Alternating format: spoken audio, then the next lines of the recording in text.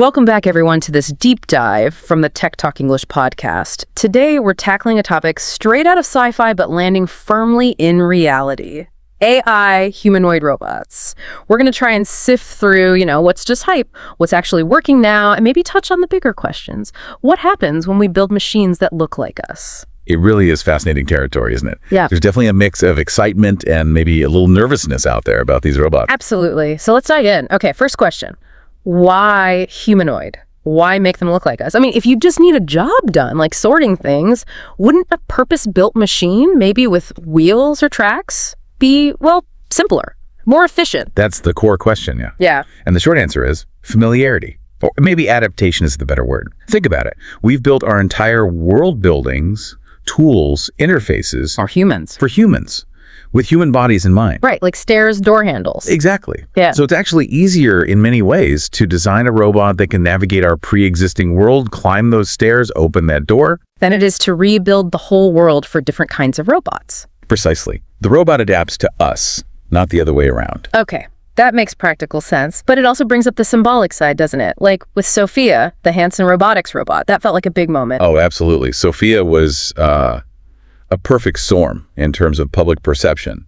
Maybe the actual conversation tech was, limited at the time, often pre-scripted, but seeing that human-like face responding, it made the possibility feel real. It showed what could be, visually. Yes. It highlighted how much the human form itself impacts how we react and what we imagine is possible. Okay, so moving past the symbolic face, how do they actually do things? What's the tech that makes them walk, interact, function? What are the nuts and bolts? Well, it's a serious fusion of technologies, not just one thing. You've got the AI, the brain, making decisions. Right. Then natural language processing, so they can understand us when we talk to them, normally. And they need to see, obviously. Computer vision, yeah. But not just seeing obstacles. Right. Recognizing faces, objects, maybe even reading subtle cues. It's getting quite advanced. Okay, AI brain, understanding language, seeing. Yeah. What about moving? That's the mechanical engineering challenge. Actuators, joints. Yeah. Mimicking human movement smoothly is incredibly complex.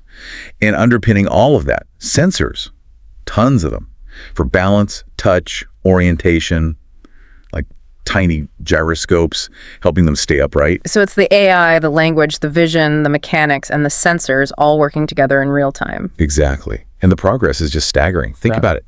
10 years ago, just walking without falling was a major achievement. Now, we're seeing robots that can run, jump, carry things, even dance, and keep their balance if you push them. That speed of development is, wow. But it leads to that weird feeling, right? The uncanny valley. Ah, yes. The uncanny valley, that definite creepiness when something is almost human but just off, like a slightly wrong facial expression or a jerky movement. Yeah, it's unsettling. It is. And developers know this. They have to fine-tune everything, the way it moves, the way it looks. Yeah. Because we can't help but project onto them. Project Humanity, you mean? Yes.